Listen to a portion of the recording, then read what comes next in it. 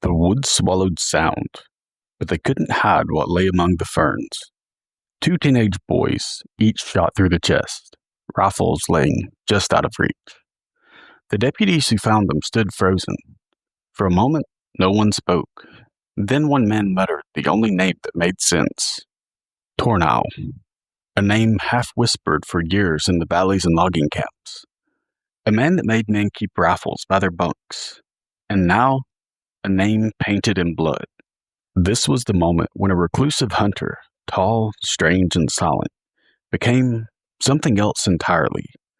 A figure the newspapers would call the wild man of Wannucci. A man who could vanish into cedar and shadow, strike without warning, and leave entire towns trembling. Welcome back to Legends May Live, where we explore the strange, the mysterious, and the downright eerie. I'm Drew, and today we're going back to the 1800s, where a man blurred the lines between myth and reality, and fear grew like pines in the forest. But before we get into that, just a quick note. This is based on a true story, but some accounts may conflict, and time has a way of changing details, so just take it as entertainment.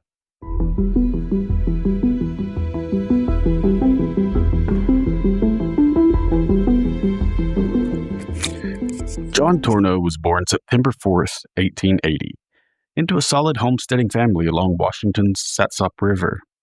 Growing up, John was a quiet and different kid. Where other boys chopped kindling or raced horses, John was more interested in wandering around in the timber. He spent hours alone watching elk move through the fog, crouched at creeks watching for trout to rise. As he grew, so did the stories. He knew the woods better than anyone, and he could spot a squirrel twitching its tail from 100 yards. He was comfortable moving through the forest silently, too. He could follow a deer through moss without snapping a twig. But for all his skills that let him get up and close with nature, his marksmanship was just as impressive. He could shoot the head off a grouse at 50 paces with a rusty rifle. John wasn't just talented, he was also physically imposing. By the time he was in his early teens, he was already massive. Broad shoulders, towering frame, and by the time he was an adult, he'd hit 6'4" and weighed nearly 250 pounds. Among his brothers and cousins, he looked less like a farmhand and more like a frontier giant carved out of timber. He was an enigma. In spite of his towering size and rugged appearance, animals seemed to linger near him. Birds didn't flush when he walked by, dogs followed him without being called, and animals in general just seemed unbothered by his presence. His family said he had a gift. Outsiders wondered if it was something else. But regardless of the reason, John loved animals, especially his hound. It was his best friend, and while he loved his family, John seemed to prefer the dog's company to that of people. But when John was about 10, his older brother Ed killed his beloved hound. And nobody really knows why. Some say it was jealousy, others a fit of temper. But when it happened, John's expression went cold. He didn't scream or fight. Instead, he just turned, grabbed up his own rifle, and shot Ed's dog in cold, bitter revenge.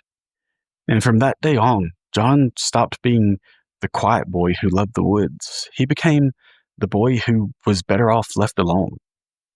By the time he was grown, John's siblings had moved into the logging trade. Teams of men with axes and crosscut saws cutting down the huge timber that covered the Grays Harbor County. John sort of just stayed in the periphery of it all. He'd help when pressed, but he preferred the silence of the forest floor. As time went on, his clothes became rougher. He sometimes laced bark into crude shoes. He wrapped himself in hides instead of coats, and by his mid-20s, neighbors joked that he looked more like a trapper from 100 years ago than he did a man of 1905. But the jokes were more of an annoyance to John than anything. His moods deepened. He muttered about people watching him, about enemies who wanted to harm him.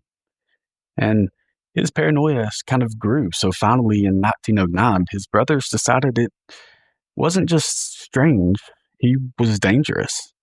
So they had him committed to a private asylum across the river in Oregon. And we don't know much about that year he spent in the asylum. Records are thin, but One thing is certain. Eventually, John escaped and slipped back into Washington like a shadow, moving ridge to ridge until he reached his old stomping grounds, the dense, wet, and tangled Wannucci Valley. The next time the loggers saw him, he was wilder than ever. He had long hair and a long, tangled beard, and skins wrapped around his shoulders. And to those who got too close, he gave a warning. "I'll kill anyone who comes after me. These are my woods." And that was enough to start the scared whispers. People would tell their kids and their friends, "Don't go out there alone. The wild man is watching." What had once been an odd farm boy became just this figure of rumor, fear, and legend. By the early 1910s, the story of John Tornow had already outgrown the man himself. In the logging camps of western Washington, it began as muttered warnings. "Don't go too far upriver. The wild man's been seen again." Around the bunkhouse fires, tales grew taller with every retelling. One man swore he woke up to find enormous barefoot tracks circling his tent, and another claimed he'd seen a hulking figure crouched in the brush, watching silently as he saw his bits through cedar. A third said Tornow had stood for nearly an hour at the edge of a clearing, staring at the loggers, motionless, before just kind of melting back into the shadows. Several nicknames form for John. They call him Mad Daniel Boone, Cougar Man, the Wild Man of Wannucci. And in the hands of the newspapers, the stories about him became headlines. Bearded giant stalks the Wannucci. Man or beast, the hermit of the Grays Harbor country. The sketches were worse. They were these grotesque drawings of like a gorilla-faced figure, towering over cabins with rifles slung across his chest, and even respectable papers ran them. But beyond the exaggerations, the fear was real. Women locked doors at night for the first time. Loggers carried rifles, not just for cougars, but for him now. Children were told, "Don't stray into the trees. The wild man is out there." Then, on September 3rd, 1911, that legend turned bloody. John's sister, Mary Bauer, lived near Matlock with her husband Henry and their twin sons. Their sons' names were Will and John, and they were 19 years old. They were restless and eager to prove themselves, like many teenagers, and they spent a lot of time out in the woods hunting near the family cabin. Well, that day in September, the twins headed out with their rifles in hand, presumably for a hunt, but hours after they should have come home, Henry and Mary started to worry. With the help of some friends, they went looking and eventually came within earshot of faint barking. It sounded like it might have been the boys' dogs, and so they're thinking, maybe they've fallen or gotten stuck somewhere. So they followed the barking into the brush, and when they got close, they could just barely make out two figures lying on the ground. And so sprinting over, the searchers were met with horror. It was the twins, and they were both dead. Each had been shot clean through the chest, one bullet apiece, and the precision was unmistakable. This was the work of a hunter who knew exactly where to aim. The question was, why? Some believed that the boys had mistaken their uncle for a bear and fired first. Tornow was already paranoid, so he would have no doubt returned fire in deadly fashion. Others claimed the opposite, saying that the boys had been sent to track him, maybe even to kill him, and Tornow struck before they could. But whatever the truth, two teenagers were dead, and suspicion pointed to one man. For the Bauer family, it was unbearable grief. Their children were gone, and the most likely suspect was family. For the townspeople, it just confirmed their fears. And for Tornow himself, if he did pull that trigger, it was the point of no return. The killings tore through the community like wildfire. Within days, a posse of 50 men was raised. Armed loggers, farmers, deputies, and trackers with bloodhounds. They combed the Wannucci Valley in lines, rifles levied, boots sinking into the swamp mud. But the woods seemed to close in around them. Trails vanished into alder thickets. Footprints ended at streams where Tornow had walked in the water. More than once, the dogs lost the scent at a narrow footlog, exactly the kind of place where one man could hold off an army. This wasn't just the forest to Tornow. This was home. He knew everywhere to hide. The posse came back empty-handed, but sightings multiplied. A trapper swore that Tornow had walked past his camp in the night, silent as a shadow. Farmers reported smoke rising above distant ridges, gone by the time they got close. Cabin doors were found splintered, flour barrels half empty, quilts missing. One family swore they had woken to the sound of footsteps circling their house in the night. And every single encounter led to another rumor, and every rumor made him larger. Every glimpse made him stranger. People were growing more and more afraid, and fear was costing money. Logging crews demanded hazard pay or just refused to work that area entirely. Surveyors turned down jobs. Merchants in Montesano grumbled about business slowing. So the county raised the stakes. They issued a $1,000 bounty on Tornow's head, and that was about the equivalent of around $34,000 today, enough to tempt hunters, bounty seekers, and desperate farmers. And the hills swarmed with rifles, but Tornow slipped away every time, seemingly vanishing. Meanwhile, families kept their children inside. Doors were barred, rifles propped into corners during supper. After dark, voices dropped to a near whisper. The wild man wasn't just a rumor anymore. In everybody's mind, he was in every shadow. He was behind every tree, and he was only getting started. By 1912, the Wannucci Valley was a place living in dread. Men gathered in town halls with their rifles leaning against the walls. They argued in anxious voices about what to do.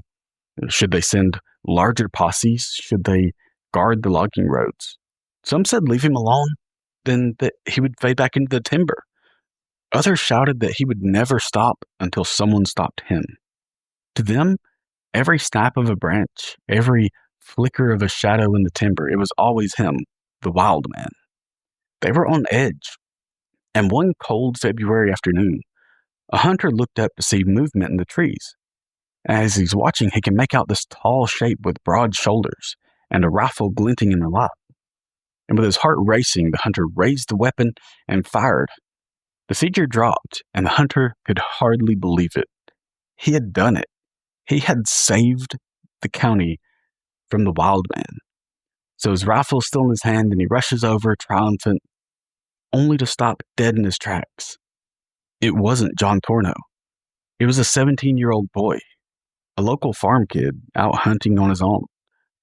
He was dead before he hit the ground. The community reeled.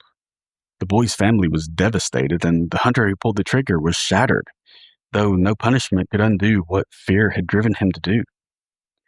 The message was clear. Tornow's presence was so heavy that even when he wasn't there, people still died. Deputy Sheriff John McKenzie and Game Warden Al Elmer were among the toughest and most skilled men in the Grays Harbor County. Both seasoned woodsmen, both steady hands with a rifle. If anyone could bring Tornow down, it was them. In March of 1912, they set out with a bloodhound following rumors that Tornow had been sighted in Oxbow County. And they were gone for days with no sign of their return until one morning, the bloodhound returned alone. It looked half-starved and its paws were worn raw from miles of brush. There was no sign of the deputy sheriff or the game warden. A search party followed the hound's trail into the bogs, and for hours they found nothing but rain-washed prints and tangled brush. But then a deputy's boot sank into a patch of soft earth. He bent down to free his boot and scrape the moss away and dirt, but as he looked down, he froze in horror. A pale hand stuck out from the dirt. Everybody stopped to brush away the mud and dig out whoever this was, and the first face they uncovered was Elmer's, eyes closed with a bullet hole clean through his skull. Mackenzie's body lay nearby, buried in the same shallow grave, but both men had been executed with shots between their eyes. Their weapons, badges, and even their boots were gone. And the searchers stood in stunned silence. And these weren't young boys. These weren't casual hunters. These were skilled and experienced lawmen. and they were hunted, killed, and hidden like game animals. The valley erupted. Funerals were held with hundreds in attendance. Widows and children wept at gravesides. Newspapers from Seattle to Portland thundered about the wild man killer. And the county doubled the bounty, $2,000 now, enough to change a man's life. But the money wasn't what drove the fear. It was the realization that no one, not even armed law officers, was safe. After Mackenzie and Elmer, Tornow became less man and more myth. Sightings multiplied even more, each stranger than the last. A logger swore he saw a huge bearded figure crossing a log bridge, barefoot in the frost, with steam rising off his ankles like smoke. Hunters tracked a butchered elk strung from a tree, but in the snow below there were no footprints. Farmers reported waking to strange whistles outside their cabins at night, followed by silence so complete that it felt suffocating. Cabins were found ransacked with doors splintered like someone busted them down. Shelves were cleared out and blankets gone.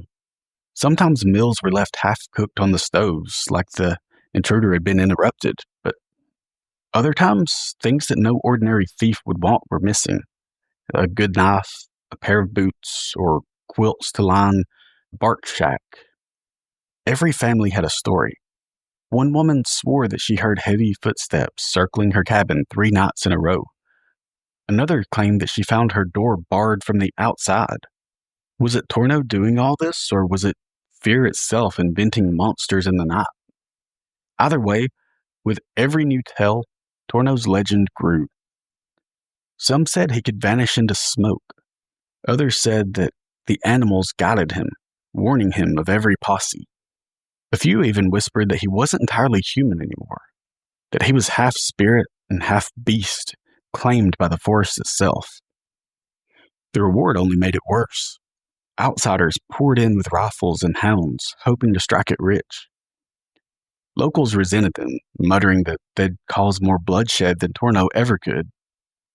But whether they came from near or far, everyone who walked into those woods carried the same thought. Somewhere out there, the wild man is watching. And for nearly a year, through rain, frost, and rumor, John Tornow remained untouchable. By the spring of 1913, the Wannucci Valley was a community living on borrowed time. For a year and a half, men with rifles had trudged through swamps. Dogs had lost the scent in flooded bogs, and the bounty posters tacked to saloon walls just grew yellow around the edges. Many swore that Tornow would never be caught. Loggers swore they'd quit before working in those woods again. Mothers prayed for sons who had joined posses, likely never to return. And yet, 3 men still believed it could be ended. Lewis Blair, the trapper, driven by grief and vengeance. 2 of his closest friends, Mackenzie and Elmer, lay in shallow graves killed by Tornow, and Blair had sworn he would be the one to bring him down. Charles Lathrop, a man who had known Tornow as a boy, once they'd shared meals and laughter. Now he carried a rifle, knowing he might have to put a bullet into a childhood friend.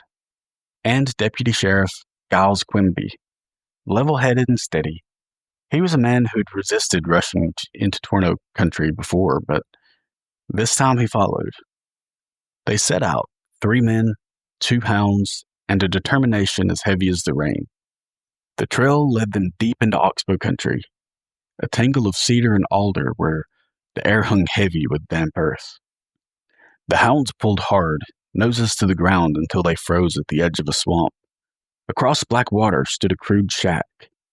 It had bark walls, a cedar bough roof, and smoke stains above the door. This was Tornow's home. But the ground around it was all bog, impassable except for a single narrow log, slick with moss.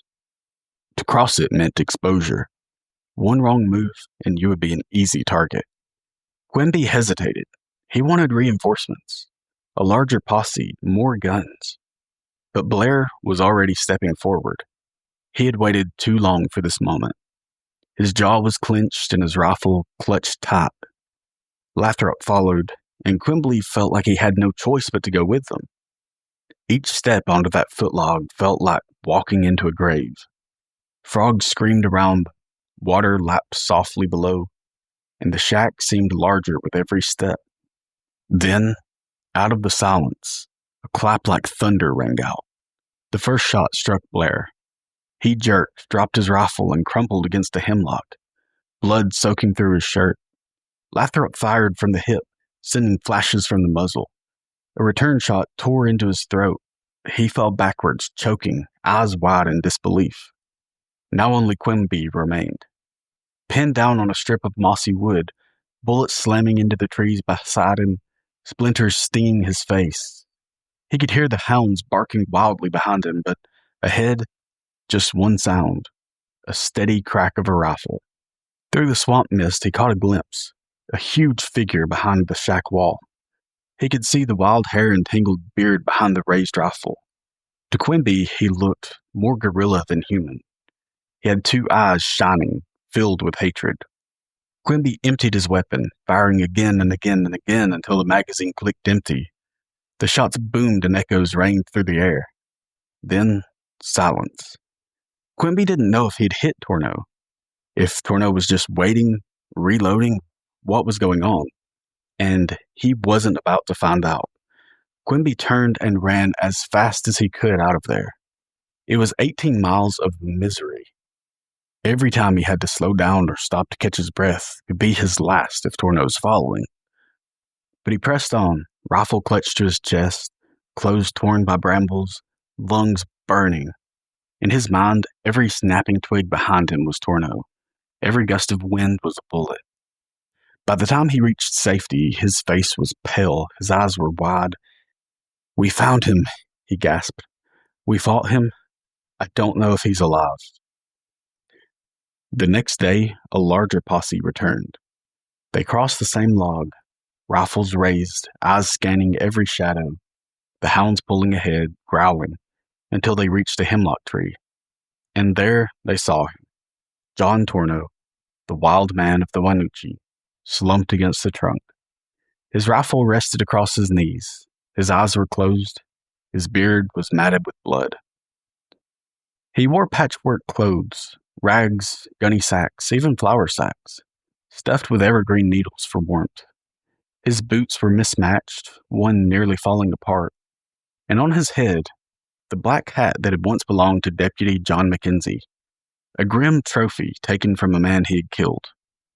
Inside the shack, they found quilts, cooking pans, a tin cup, scraps of food, the meager belongings of a man who had lived half in wilderness, half in theft, for years. Finally, the hunt was over. But as the men stared at his body, none of them felt triumph. Some whispered, "Doesn't look like a monster, just a man." Others crossed themselves, unwilling to believe the nightmare had ended. And if you already wondered what stories people would tell about this moment, the moment when the wild man finally fell. Because legends don't always end when the body is found. Sometimes that's where they begin. When word reached Montesano that the wild man was dead, the town turned into a carnival. Merchants closed their shops, farmers left their fields, families packed children into wagons and rode miles just to see the infamous outlaw with their own eyes.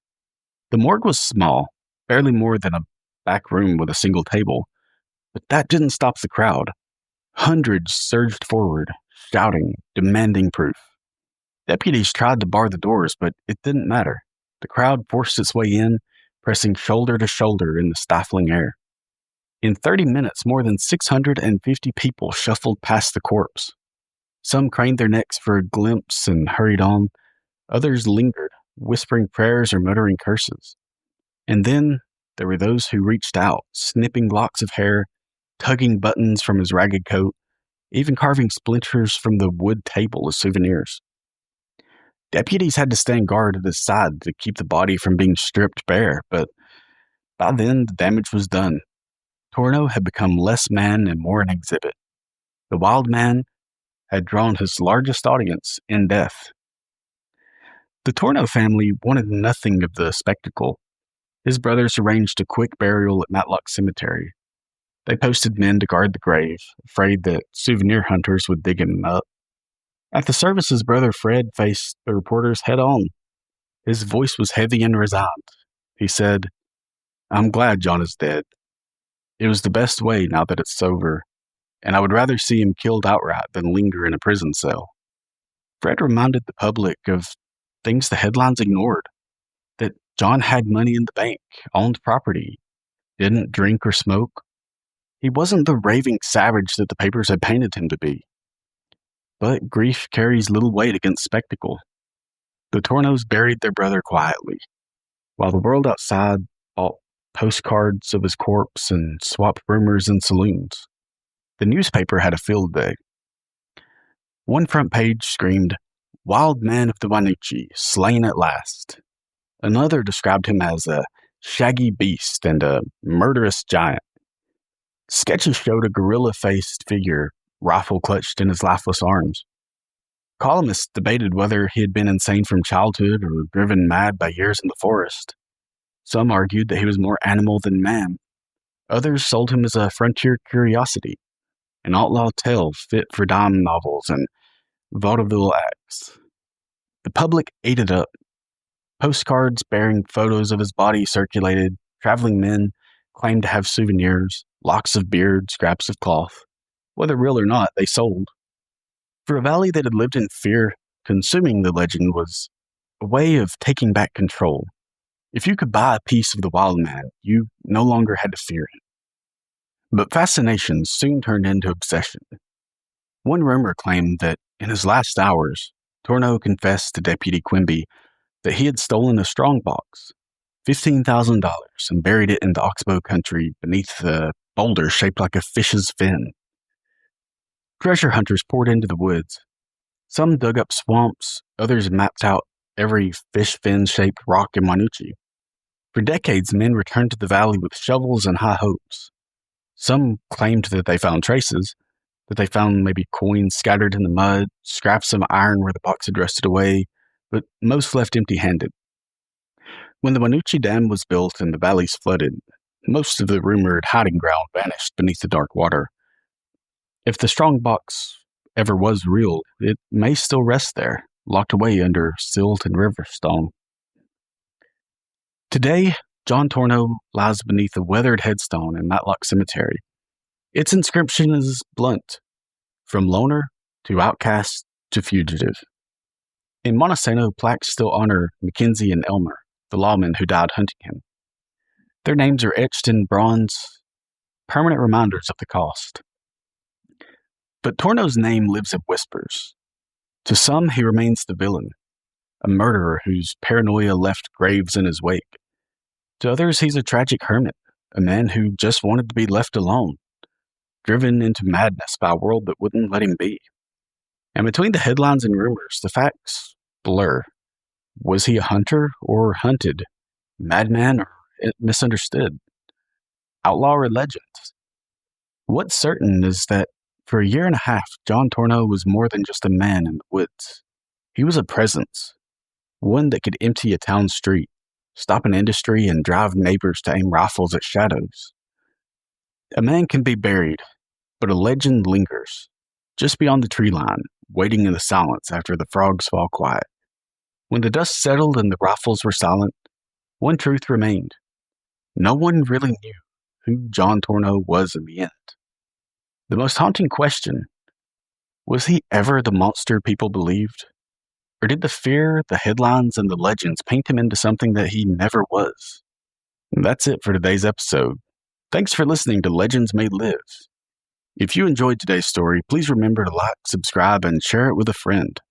Until next time, if you go into the woods, keep a lookout and keep your head down, because legends may live.